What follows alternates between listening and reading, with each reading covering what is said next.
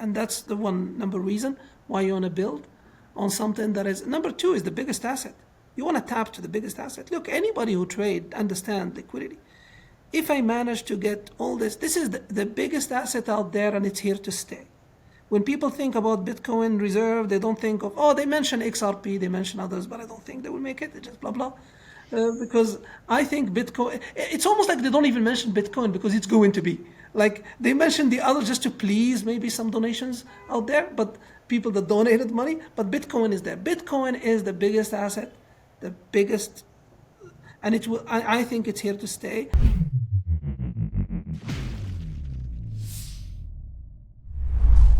Welcome back to the podcast. Today we have the pleasure to interview Redouane, and we'll be talking about Bitcoin, LTs and Bitcoin, and his transition from finance to crypto and his current job as a professor at the University of Toronto. Thank you so much for joining us today. Thank you. Thank you for having me, and I hope it will be fruitful for your audience what we're going to talk about. It will absolutely be. And before we started recording, you were telling me a bit about your journey into crypto and you're currently a professor. Could you just tell me a bit more about it and what do you teach? Oh yeah, my full-time job actually is a professor at the University of Toronto right now. Before that was the University of Iowa in the US. I did my PhD in finance after a career in engineering, which lasted 3 years. I realized that I want to learn more about finance, and I simply, as I told you, I heard finance pays well, and I switched to finance. And I get into the finance field, I get hooked into research, and I become a prof. Simply 2008, 2011 in Toronto. 2014 was a switching point. At 2014, we opened the center of the blockchain, center of FinHub, which I was part of the co-director of it. With other two professors, and I was the education co-director, and I was tasked to organize a course in blockchain. And I had no idea about blockchain except that I had an engineering degree. I started working on it. I started learning. I started reading papers. As an old academic, I didn't start from looking at the apps. I started looking at the papers and the foundation and what's going on at that time. And I get hooked to it, and I become part of me as an investor. But that's I do more as a part-time.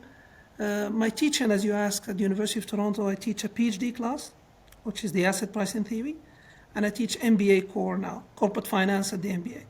But if you take any one of my MBA students, which is around 300 to 400 a year, multiply 10 years, 15 years, blockchain has always been part of the discussion in the last 5 minutes, or sometimes like in the corridors, or sometimes because I don't try to take the whole time of the corporate finance. But the last 2 years has been fascinating because it has been more adopted, then students are more engaged, and then we started having even more of the DeFi, discussing how the DAO works in the corporate finance and what's the difference between traditional finance. And it's become interesting as we evolve into this space that traditional finance is coming. This is my job, and the goal that I'm talking about today is the project that is close to my heart for the last 1.5 years. And when you initially read the Bitcoin white paper, what did you think about it? Because I'm sure that you looked at it through the perspective of an economist, and it was immediately after the 2008 crisis, and we obviously know the history of money and how in 1971 Richard Nixon took the US off from the gold standard and the impact it has had on the monetary system. So can you just tell me a bit more about your feeling of reading it? Did you think it's a scam? Did you think it will actually happen? I've never been asked this question, and it's an excellent question. I've never been asked. I've done many podcasts, many interviews, and I talk to people. Nobody actually asked me this, and I connected to one thing I think for you. Remember, I'm first an engineer, which is electrical engineer, automation. Means I know a little bit about all the coding part and stuff, but also I was spending a lot of time on economics. Actually, my reading was so surprisingly, was hooked into money first. I was into the game theory, and the more like what fascinated me was the idea that that's a technology paper, but it's written as an economics person in mind. all the incentive design and how decentralized and anybody going to be paid for what they do and the competition that it creates and competition add value. That's economic 101. It means my first initiation to the paper was, seems like an economic paper. It's written as an economic paper, but it's a technology hat because you're trying to build a technology, but anything in it was speaking economics. That's why the first thing I was thinking is Nash. Later on this movie comes up and they say, oh, maybe Nash is Satoshi and stuff like that. But the first thing I was saying, there is a lot of game theory in this, lot of thinking, and maybe the guy is into some equilibrium here because my mind was, is this a stable equilibrium or unstable equilibrium? What I mean by that, this is a stable equilibrium. Like when you put something like this, it's stable. If you put something like this, it's stable. But if I put a little bit friction like this, it go back here.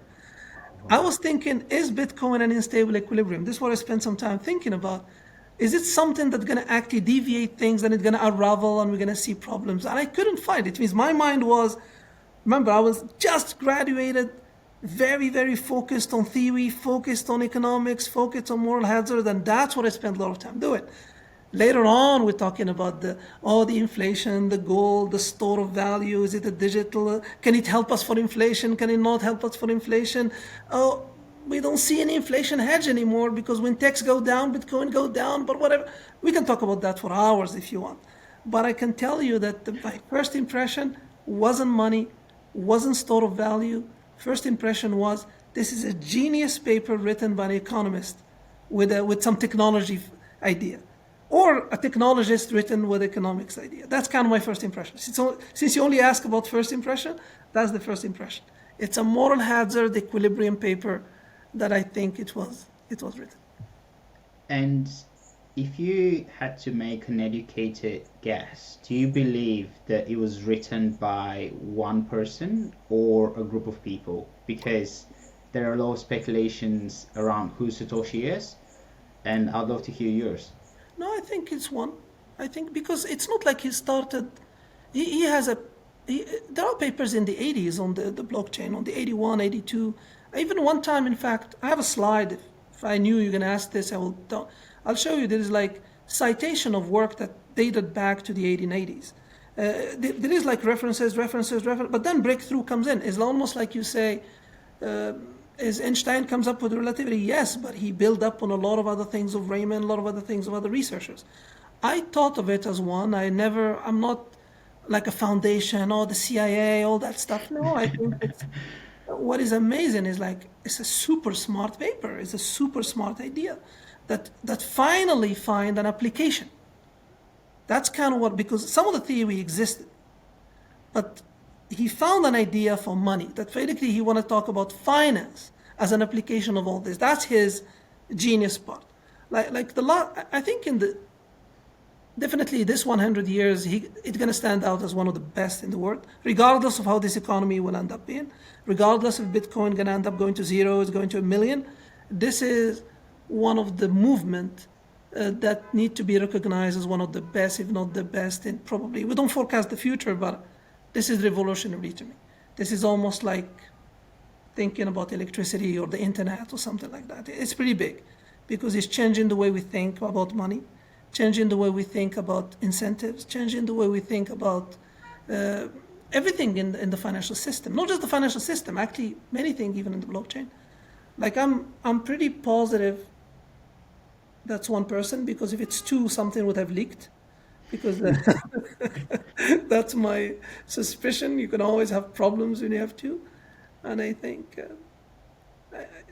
it's a genius idea, but it referred to many papers before, and we've seen things like this.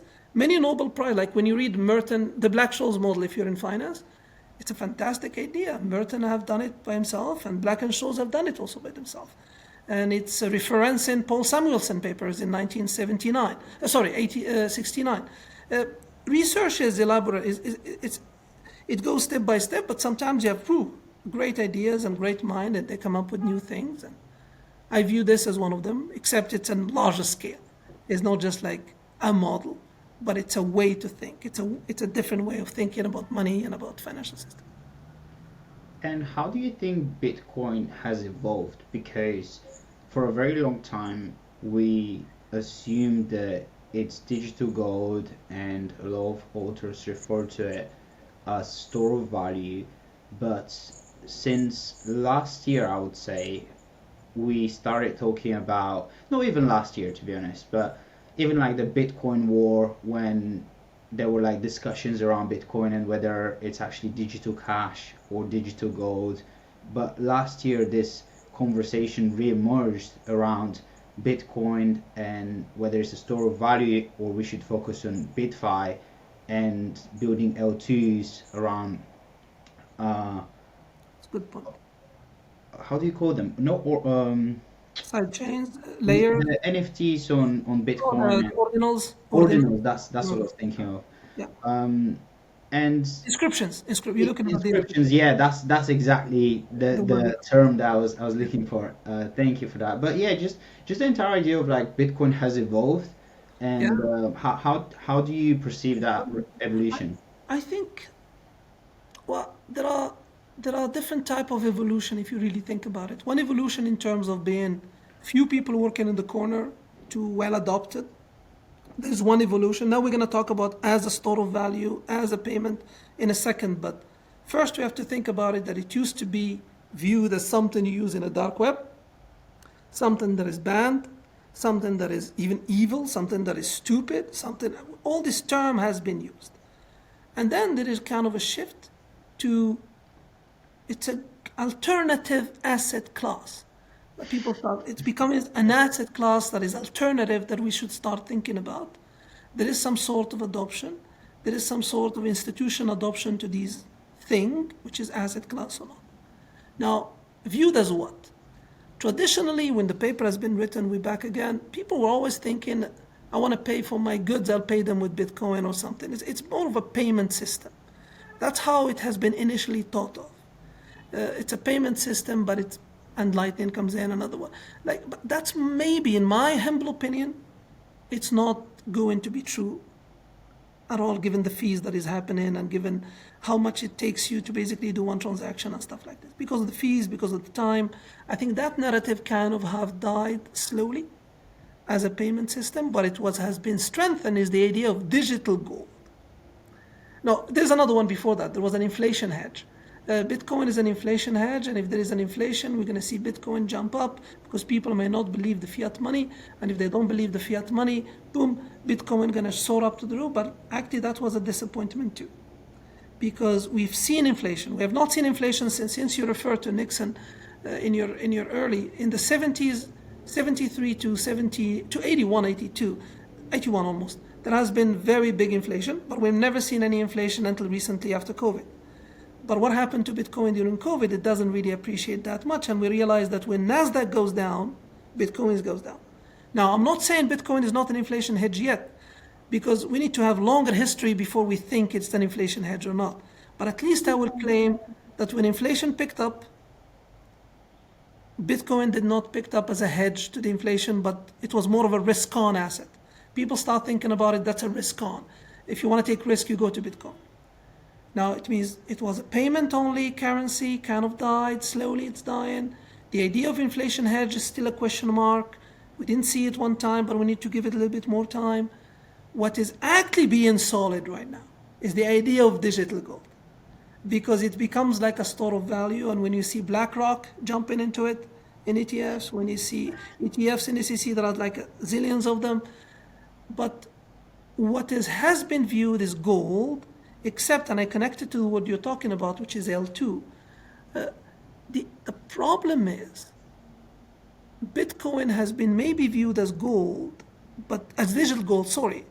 But the word digital has not been used yet very well, because everybody is holding it in their storage and holding gold and keeping it on the side, like this is a piece of gold, let's say, and you just hold it in your vault, and L1, you have your wallet, physical, cold, everything possible, and you don't use it. It means that's not really digital, because if it was digital, you should be able to use it to generate something with it. It means we actually now starting to believe on the idea of gold. Institutions are buying on that idea because we see 22 states to 25 states in the US are applying for Bitcoin reserve. What do they have in reserve? Do they have cobalt and iron? They have gold. And now they want to have Bitcoin. It means Bitcoin is starting to be viewed as gold even by government. Many countries are doing it. You take Brazil is applying for 5%, El Salvador, Bhutan, other places. It means the idea of gold is there. The idea of digital gold has not been used very well.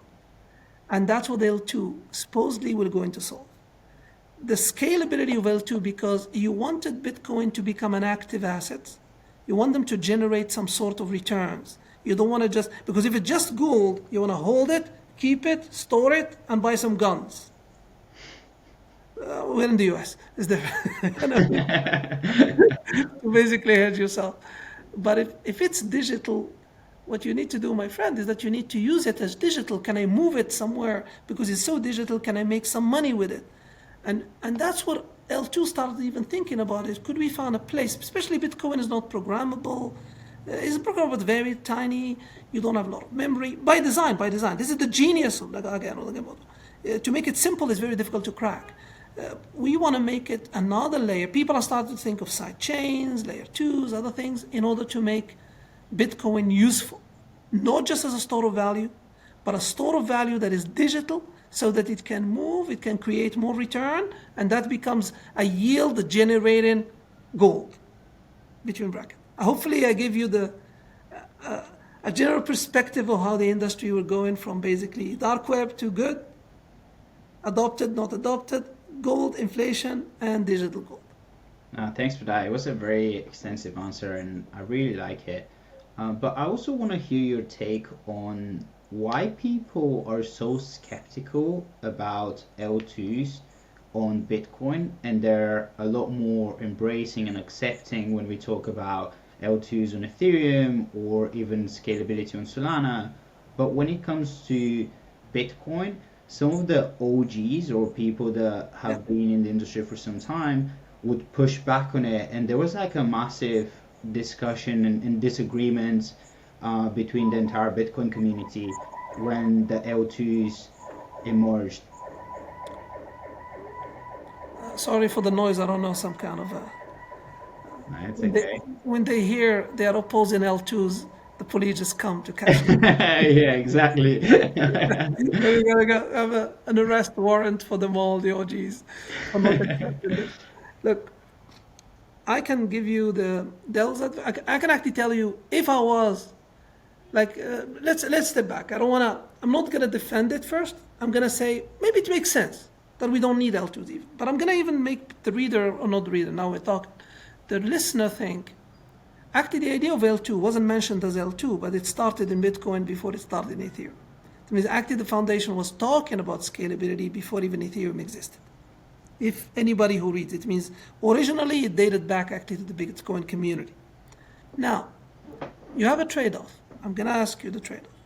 Do you wanna, before, why people are skeptical? Because at this point there is no very good L2 yet. There's only attempt to become a good L2. There's only majority of them are just side chains, and there is some securities issues. And that's fair. That's how evolution happens. We think as a GOAT project, we are trying hopefully to build the most sustainable security possible. And I will spend some time, if you ask me, to talk about that later. But if I had thousands and thousands of Bitcoin, and if I have a narrative that Bitcoin is going to be 1 million, and we're talking about the OGs now, they have been there for a long time, they have accumulated a very good position, and they make a trade-off. The trade-off is very, very obvious and very natural. Every finance, economic students can actually do that. We call it certainty equivalent. How much return you need to basically make you change from taking no risk, putting it in a vault under the pillow, this big pillow here, that's a cold wallet, or taking a little bit of risk and earning 10%, 20%. Well, if you think Bitcoin gonna appreciate by 2-3%, yes. But if you think Bitcoin gonna double 3 times, 4 times, 10 times more, the certainty equivalent from switching from taking it to L2 is very, very like you can't convince somebody who believe it's gonna multiply 10x to move, even if you're giving him 100% return, because the alternative is not there. It means I am with them. If that's your thinking, if you're thinking is Bitcoin is going to be 10x in 1 year, Why are you taking 20%? Don't take it. Keep your Bitcoin alone. But I'm only going to tell them one thing more. Maybe keep all your Bitcoin and play with one, play with two, as all people do. Do a portfolio construction. You don't put all your eggs in one risky investment. You basically put your investment, small investment, to try what's going on, and you have thousands and thousands. Maybe you put two, maybe you put three. That's how L2 going to succeed. What's going to happen in L2 is twofold.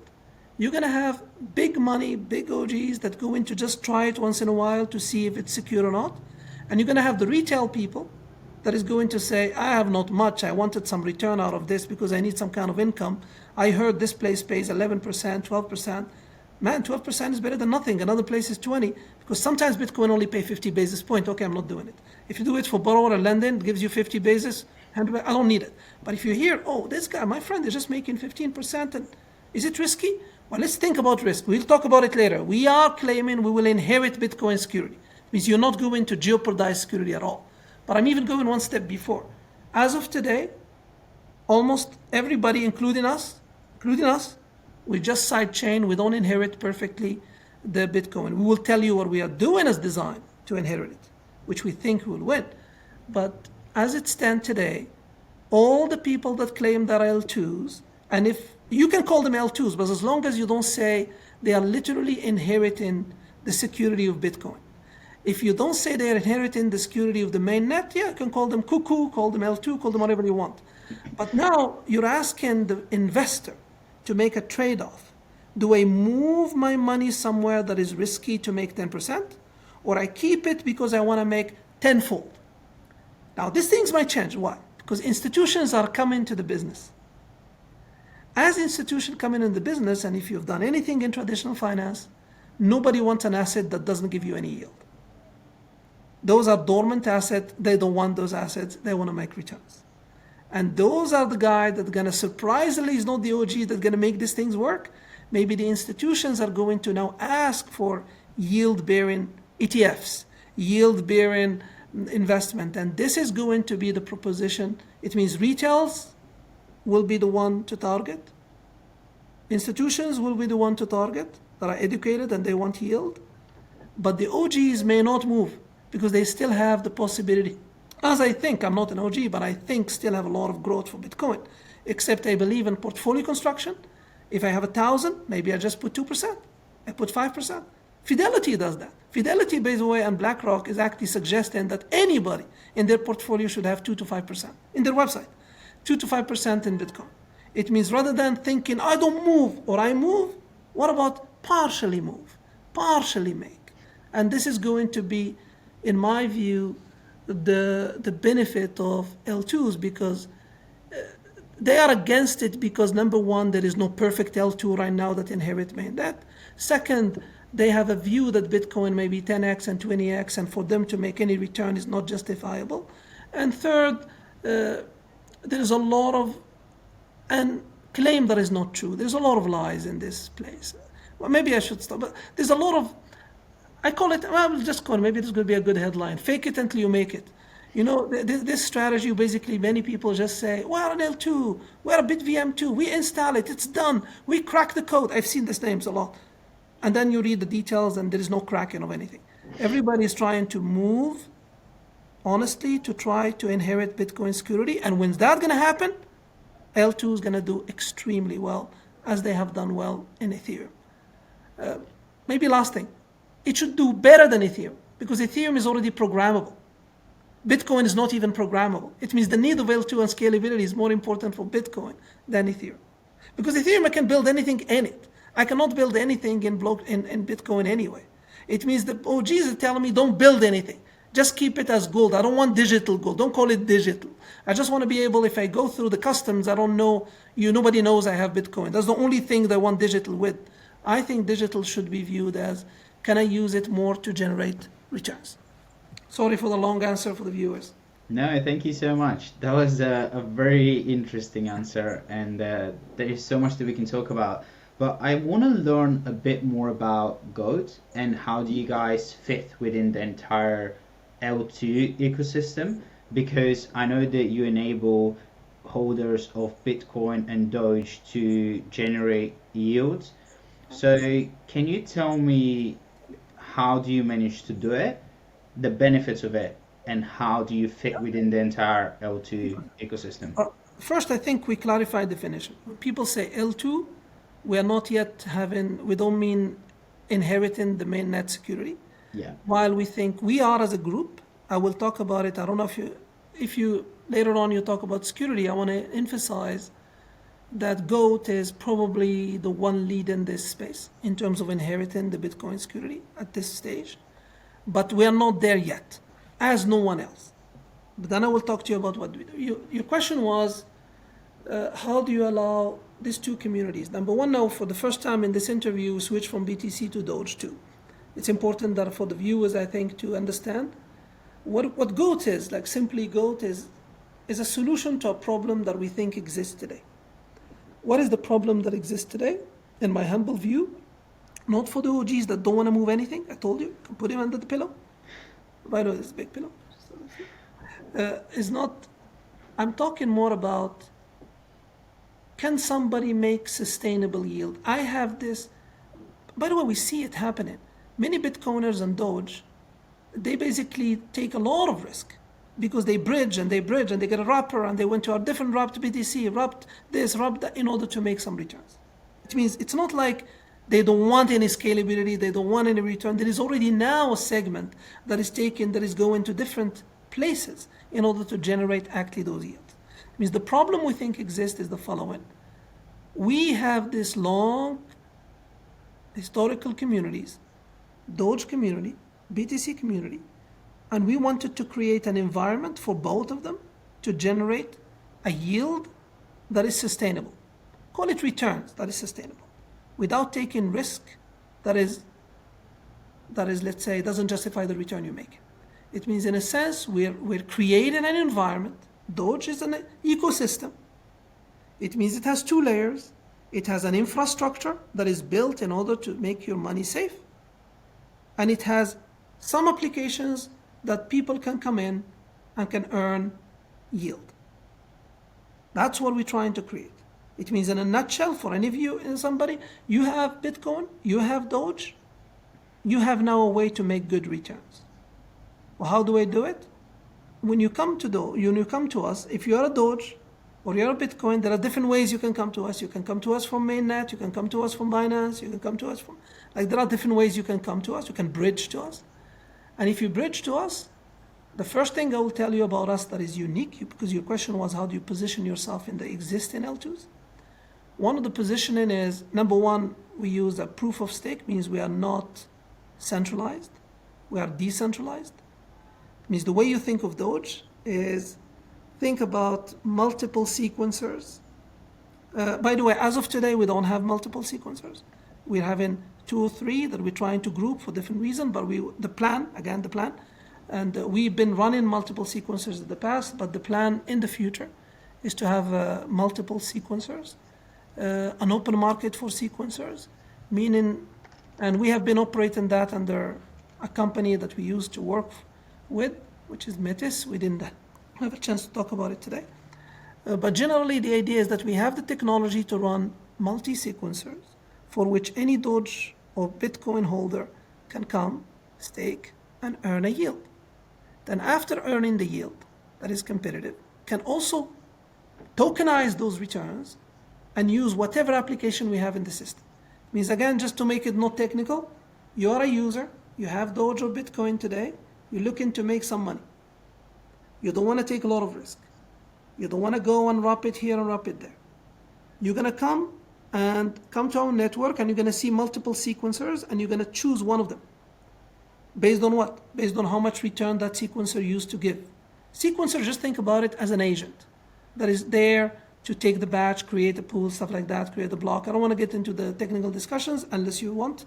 But generally, you have choices to make to generate different returns that is sharing with the profit of the network. It means we make you as a user, share the profit rather than we're centralized. Majority of the other group are centralized, number one. We are decentralized. Majority of L2s are centralized. We are multi-coin proof of stake, meaning you can stake Doge, you can stake Bitcoin, and in the future you may stake something else when we expand it. Other places, you only can stake one. You make your return not in Goat token only, but you make your return in BTC. That's another differentiation. It means the differentiation is multifold. We are decentralized by nature. You have a choice where to stake. You have a choice where to make returns and where to make it, where not to make it. And you have a choice to stake either Doge, either Bitcoin. And there are many other things that I can talk about later when you ask more. But that's Yeah, how. I would like to double down on the decentralized sequencer because I think decentralization is a building block of the Web3 ecosystem, but there are trade-offs that we have to make. And it has been wildly discussed within the crypto community, and a lot of L2s on Ethereum would argue that they're decentralized, but they'll have centralized sequencers, which essentially means that they can censor transactions, and then we can even question their decentralization as a chain. The problem with decentralized sequencers, however, is that obviously if anything goes wrong, then it will be very challenging to ensure that people take responsibility. But also, if you have decentralized sequencers and one of them goes down within a certain region or within a certain environment, I'm not 100% sure on how people and how quick people will be able to swap that and ensure that the chain is still live. I would love to hear your thoughts on those. The first one I agree. The second one, liveliness is ensured by decentralization. If you're centralized and one goes down, then you don't become live. If you're decentralized, even many goes down, others take role right away. It means decentralization solve liveliness. It's a centralization that doesn't solve it. But again, step back. In your first one, I agree with you. The problems you didn't mention with decentralization is usually the cost. Like the trade-off is not secure. Security decentralized is more secure. Like it's in a sense, common knowledge. We can discuss it more in details, but it's complicated to operate. That's why no one is doing it. And this is one of the advantages we actually have because we operated decentralized sequencers for a while, not even in Goat, in Metis in the past. It means decentralized sequencers guarantee you to be live and doesn't make the censorship and stuff easy to do. But the problem with decentralized sequencers that people have talked about in the past is the cost. If you let everybody do a job of validation, then everybody needs to be paid a certain way to do it. And if everybody is duplicating the job, then the job is expensive, and at the end you have less to share. That's kind of like the genesis of the problem in the past. In fact, you're surprised today. I was working on a slide. I'm speaking in Hong Kong. I was going to slide to explain that decentralization is going to add value and going to be more cost efficient. That's why you're asking me for it. And then we didn't, like for the audience, actually, we never talked about questions before at least. But I am just going to shock these listeners on this, and I will tell them almost a teaser. Generally, when you see in Ethereum, when you see in previous, people will have a trade-off with this. They will say, I want to be decentralized because if one goes down, others will not be here. One cannot take all the MEVs, which is the maximum extracted value. Maybe others will be there to compete. Decentralization create competition. If I can stake here or I stake here, if this doesn't pay me enough, I'll go stake here. If this doesn't pay me enough, I'll go stake here. It means there's more risk sharing. It means a lot of benefit of decentralization. Traditionally, people say, but you can't. You have nothing to share, dude. You have 100,000 you need to pay because they all of them doing some kind of work. What I think we developed at Goat, which is basically this is part of the OCP, the part of which we will be putting on the mainnet, hopefully later. It's not right now. But what we have, we're gonna have also a white paper that's going to discuss this. I wrote it. It's already complete, and this is what I think it's going to be pretty interesting. And I'm going to use the word Nash equilibrium again.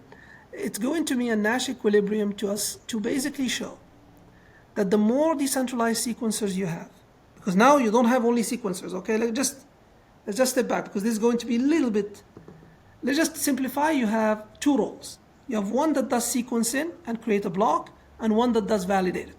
You know, there are many things, my friend. There are publishers, executors, all that stuff. But let's just imagine I have two roles.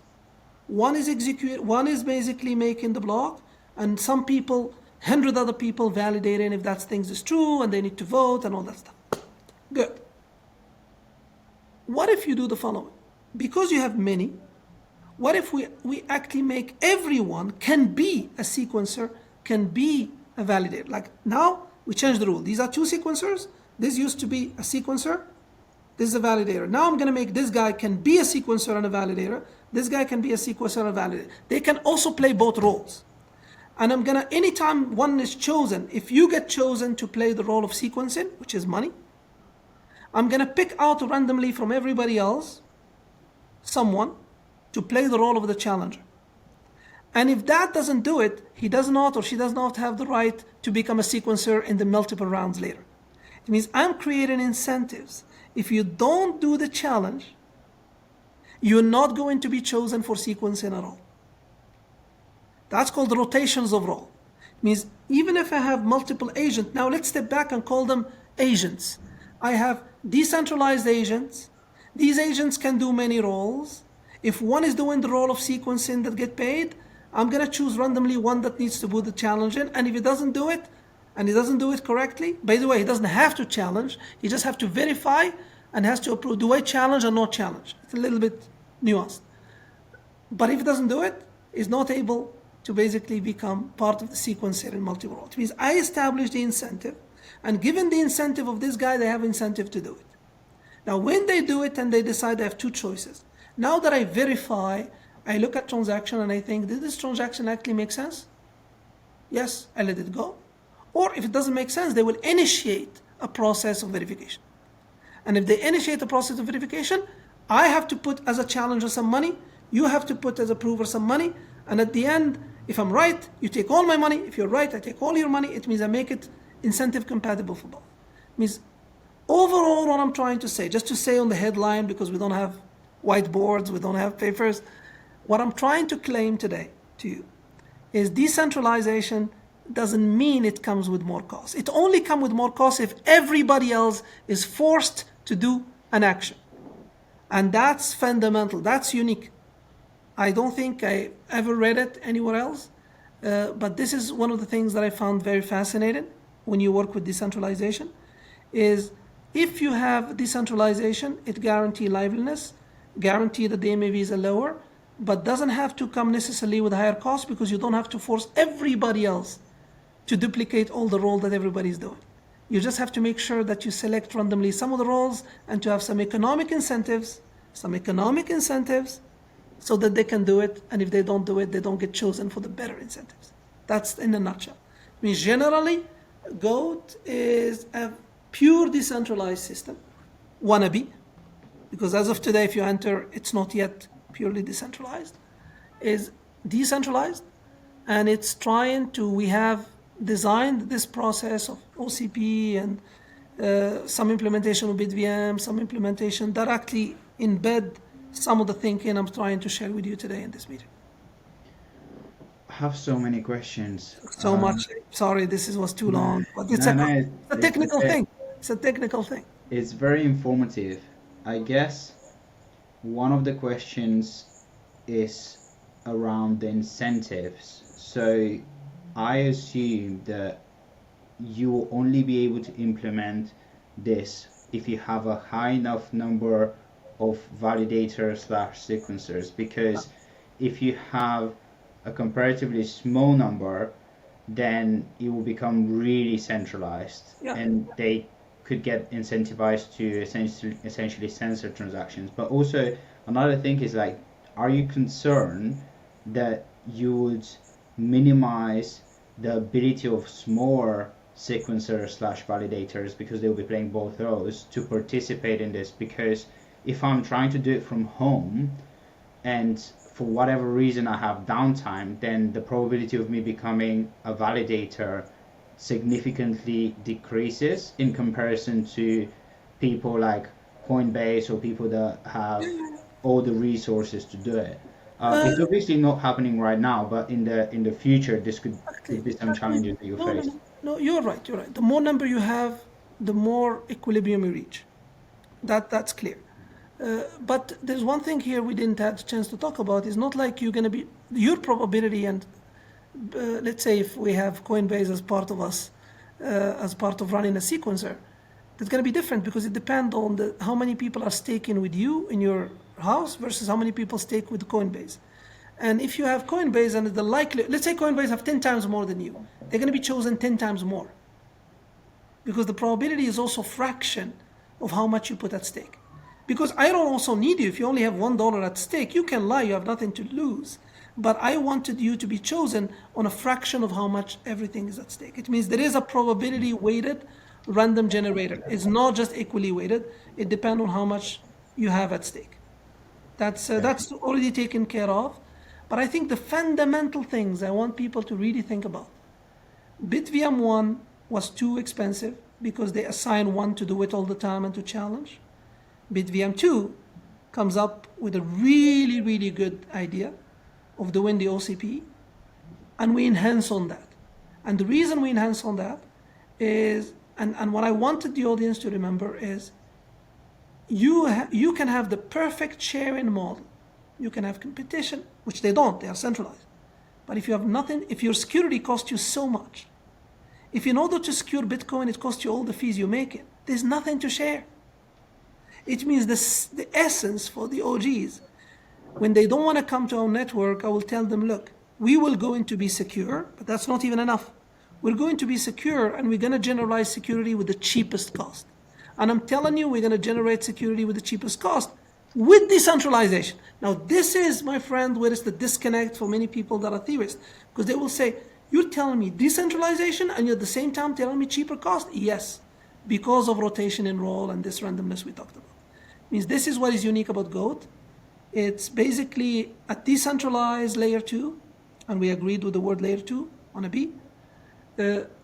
Decentralized, multi-proof of stake, that has an economic model to allow the decentralization help us to have the cheapest cost of inheriting the mainnet security. That's kind of in a nutshell, 3 bullet points. And can you just tell me a bit more on the demand side? Because I feel like we've covered the supply of why people should be doing it, but how are you generating the yields, and why do you think it's even beneficial to have an L2? Is it because people then will start building on top of the L2s and they're a lot more secure than building on top of Ethereum? What's the benefit of them? One of them is security, you just said it. Number one is security. If basically you want to be secured by, I don't want to give an analogy of traditional finance because of some people. Let's say secured by gold. You have like the king, you have the kingdom, the king of kings is basically the one giving you the security. And that's the one number reason why you want to build on something that is, number two is the biggest asset. You want to tap to the biggest asset. Look, anybody who trade understand liquidity. If I manage to get all this is the biggest asset out there and it's here to stay. When people think about Bitcoin reserve, they don't think of, they mention XRP, they mention others, but I don't think they will make it. They just blah, blah. Because I think Bitcoin, it's almost like they don't even mention Bitcoin because it's going to be. Like they mention the others just to please maybe some donations out there, but people that donated money, but Bitcoin is there. Bitcoin is the biggest asset, the biggest, and it will, I think it's here to stay. And you want to be tapping, number one, to this huge pool. That's as a builder. And you want to do it in a secure one because these people care about security more than anybody else because they have accumulated really good positions. That's the reason you want to actually build. But you ask a good question. Why do people even come to you? Because we said, number one, they want to tap into security, they want to tap into this. But if you don't have good application, nobody will come. Why do you want to come? Come just to hang out? Like, what are you going to do in your network? You're going to tell me you're going to share the network benefit, but your network is making 0. Oh, yes, great. You're going to share 0. 0 plus 0 plus 0 plus 0 is equal to 0. It means if you have nothing, you have to share nothing. Even if you have the best economic model, like the super genius economic model, but if there is 0, we share 0. The reason to think about, and this is not my expertise, but I'll talk about what I learned, is how do you make user calm, the community, the marketing, stuff like that. This part of generating interesting application for the people to come, number one. And we have a lot of things that we talked about, like we have programs, we have many partnership with people that want to tap into this huge community. There's one thing also easy for them to come. I forgot to mention, we are EVM compatible, as many. Basically, in terms of coding, it doesn't take you much.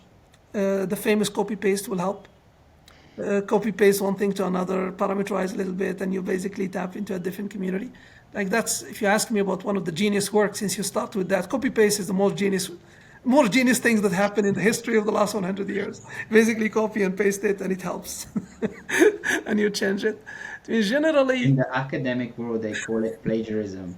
yeah, well, of course, I'm just, no, But you don't have to send it as, no, you just have to reference. We don't say we reference. You copy paste and you reference. You copy paste and you say from this and you reference the paper.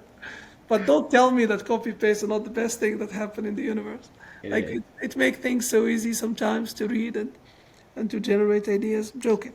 Anyway, back to the point. The point is creating a user hype, creating community to tap. We talked about why they should come.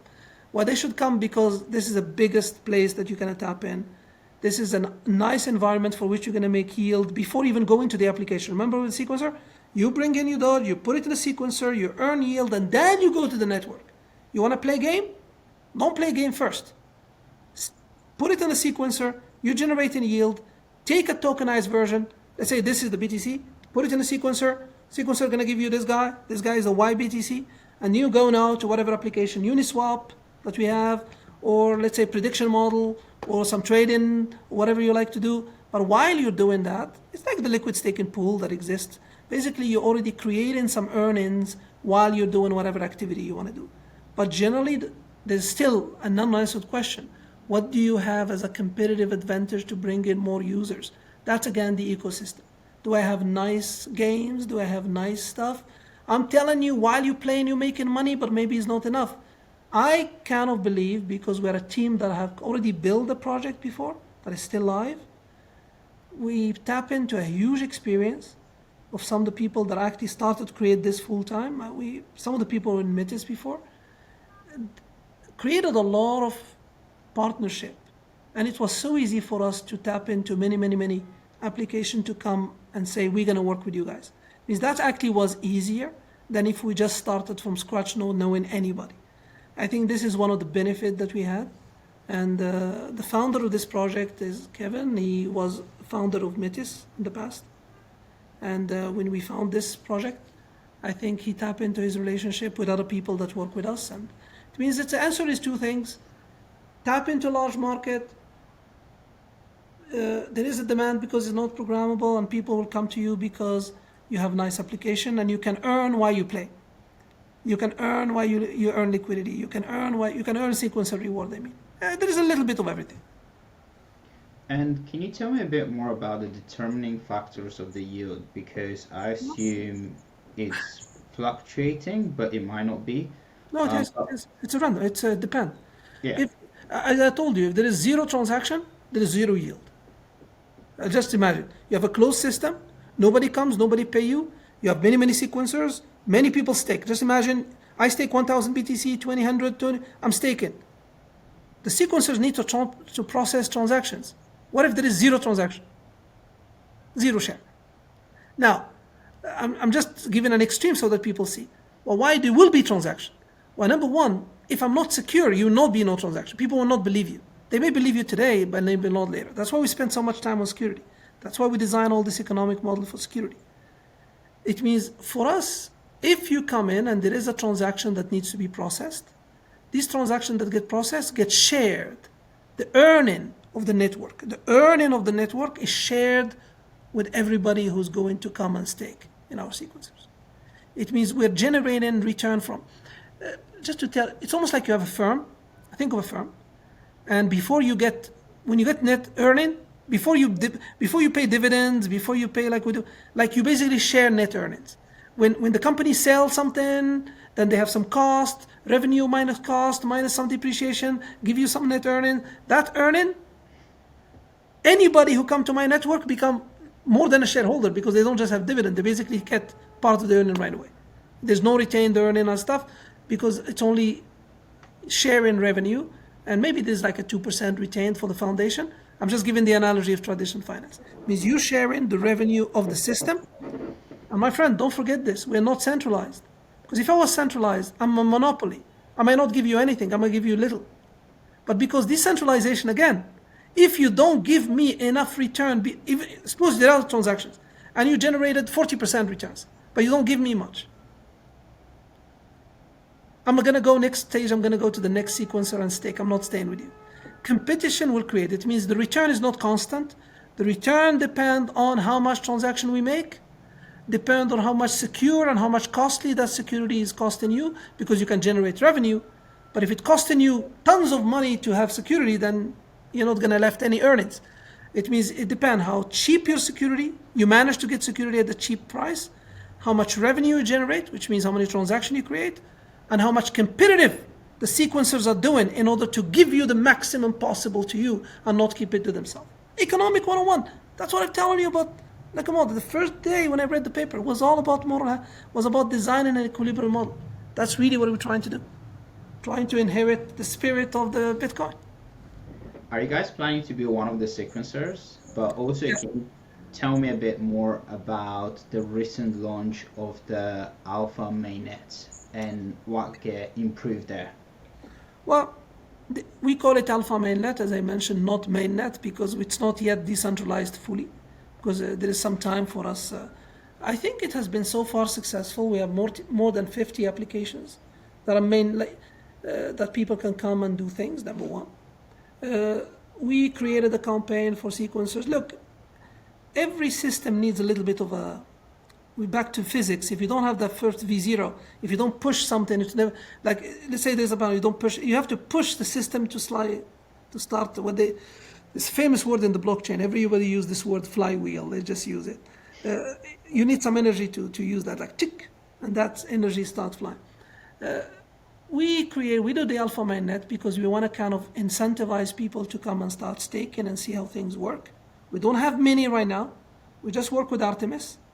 Basically, if you come and you stake, we double your point. That's a GOAT point. Remember, you earn two. You earn in GOAT token and you earn in BTC, whatever transaction comes. It means for now, we're operating based, I think, on 2 or 3, if I remember. But they all, look, I don't want to say something wrong, but you can check it. Because again, it's not my expertise. I'll be lying if I tell you I know the details of how.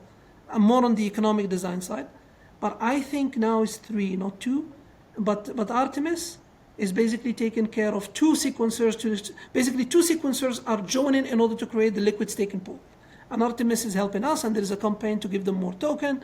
And for us, it's a learning process, what's work, what's not working. Even though I told you, we've been in business of decentralized sequencers with Metis since 2023. Means we have operated them with, we know, many people are going to come tomorrow since I said decentralization makes sense. I will guarantee you, 1 month later, 2 months, yeah, we have decentralized sequencers. I can tell you honestly, there are so many problems with them in the past with Metis, and we solve and we learn.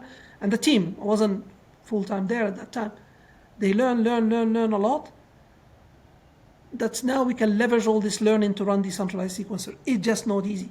It may sound nice in theory, but to implement it is difficult. It means now, I think these are we are having a campaign that I will say more return will come from GOAT than coming from BTC, because still not a lot of transactions. It means we're compensating that by having more GOAT token for the beginning. Call it more like an airdrop type, but it's an airdrop for people to actually be active. It's not an airdrop just to throw money outside in the street of my city right now. Like, you know what I mean? It's an airdrop that is kind of targeted to people who is actually staking to providing some sort of security.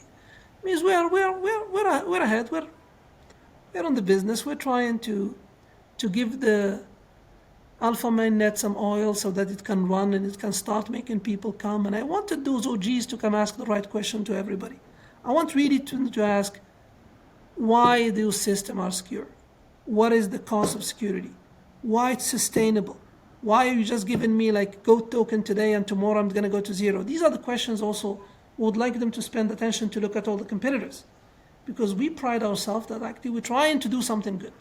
Now, proof of work, we're trying. We don't know, there's always somebody out there out of, I don't know, Guatemala going to come with something new, and then shit, we went the wrong path, and then we try again. And this is the nature of I don't know anybody in Guatemala. I just mentioned I'm not from Guatemala. It just comes up to my mind. Like the nature of research and project and entrepreneurship is you have to be agile. What I'm describing to you is what we're trying to do. But if tomorrow something come up as there is the best technology out there to inherit mainnet security, we may actually be lenient and go there too. And can we double down on the token and the tokenomics? So you guys have the goated token, and there are two subsections that hasn't been launched yet, but you can actively engage in certain activities for you to earn gold points and the gold energy cube to be able then to have allocation of the token. Is that correct? Because I was trying to read it and understand it. No, it is correct to a certain extent. I think you mentioned multiple words. I just want to make sure people, there is points, which is basically, there's this idea of proof of activity first.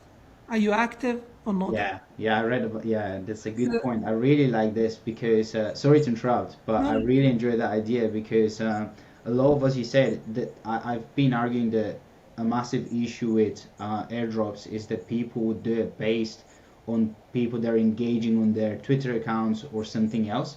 But with you guys implementing proof In the of network. activity, exactly, on chain is very important. And basically the cube that you mentioned just, basically there's just a funny thing, like you accumulate a lot of cube and those cube might transform to a point. In fact, your proof of activity is, you may think about it as this, because everything is open source, like we wouldn't know what you've been doing since the time you bridge and you come as a user, what you've been doing. And let's imagine me and you are there, but you've been there, but you've not been active. But I've been active even though I've been there for a bit. But also I don't want to punish you. Maybe you're just busy for a week, but you've been there and you never left for a long time. It means it's pretty sophisticated the way we're thinking about it. But generally we're trying to measure activity. Are this person active or expected to be active? And the more active it is, the more cube they earn, the more cube they get, the more they get rewarded with points, which can be transformed later on to a goated token. I always wanted to call it goat token, but somebody took that goat token rather than goated token. But again, somebody just take the word. But let's call it goat just for the sake of argument. It means, you mentioned cube. Cube is rewards for you for being active. Those rewards can be transformed, or could be also points for doing some activities. And this, at the end goal of this, the more active you are, the more you are using our apps. And what is interesting, by the way, this is one of the things that people actually forget. When you have builders or you have apps, you want to incentivize people to go to them. It means if you, for example, somebody being in Uniswap or being in, I don't know, in a prediction model that we have, that's count as not just staking. It's not just you stake, you're active. Anything you do in the network, and that becomes almost like a marketing for these people. It means if I go to Uniswap, I'm not losing my point. It means it's helping other network, and we can have a joint point and joint cube. I will say these are just, many people, many active competitors may have something similar because they have point system also. They also have trying to incentivize builder, trying to incentivize app. The unicity is the proof of activity.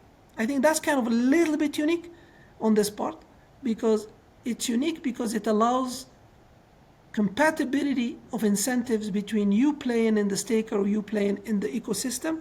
Both of them are rewarded so that you can get GOAT token in the future. Second, which is kind of important in our network, anywhere in the network, let's say 50, 60 applications, they all accept. Remember when I say you bring BTC, you stake it, I give you YBTC, you bring Doge, I give you, let's say, Y Doge. What is that? That's a tokenization version. All of them are accepting the tokenization version, meaning whatever I'm doing in the system, I'm still earning my yield from the sequencer. It means while I'm active, I'm earning points because I'm active. While I'm active, I'm paying some fees, of course, but if I pay some fees, it's almost like a discounted fees, because while I'm paying them, I'm earning something by being in the sequencer. It means again, I think what is very unique is the idea of decentralization at its core and economics at its core. If you notice, for the whole 1 hour I've been talking or more, everything we talk about has some economic and incentive in it. Everything that, and this is kind of why I enjoy this a lot, because that's really tap into my field of interest. And that's why this is really what we're trying to do. We're trying to have some coherent system of points that reward activity and that reward being in any apps or staking equally important. While I will tell the user, if you are a user, please don't just go to the app. Make sure first to stake, then go to the app, because you're earning, you're double dipping. Why are you missing the double dip? And in that case, you get the double dip. And this case, these days, you actually get in double dip, because as soon as you stake, they double your point, because we have this campaign of initiation. Remember the oiling?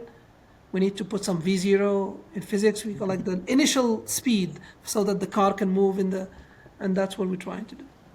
Hopefully it's informative. I'm sorry, too long sometimes. No, it's very informative and educational. But I would love to hear your take and prediction on when do you think you'll be able to achieve this, let's say with partial decentralization of having around 10 validators. And also, more. 10 will be a problem. I'm telling you, even with 10, I'm not going to be very happy.